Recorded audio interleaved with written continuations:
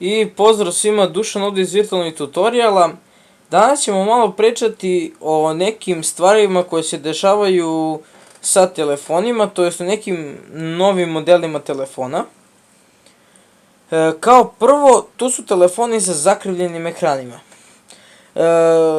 Postoje već televizori sa zakrivljenim ekranima, jedan od njih je Samsung OLED, koji ima zakrivljen ekran kako bi vas udubio u film koji gledate ili sliku koju gledate.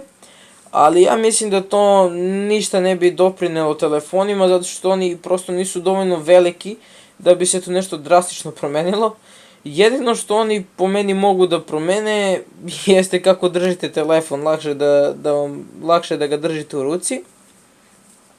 Ali nešto tako za telefone vam ne treba, jedino ako je na primjer telefon iznad 30 inča, onda bi to bilo veoma lepo. Ali u skorije vreme nećemo imati takve telefone. A sledeći nešto o čemu želim da pričam je potpuno revolucionarno u svetu telefona. Radi se o Phone Blocks.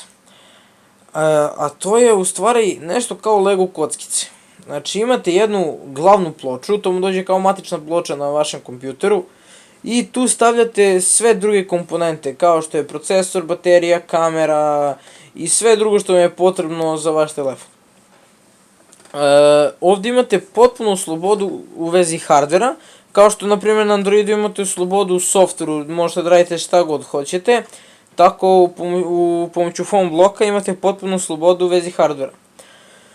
Ali ovo je nešto što ja mislim da neće godinu, dve jedno na tržištu, a možda i više. Ali je Motorola uzela ovo pod svoju ruku sa projektom koji se naziva ARA. Projekat je po meni veoma fascinantan i mogu da vam kažem da telefon veoma lepo izgleda. Ali kako bi vi, na primjer, koristili ovaj Phone Block i po čemu je to revolucionaran?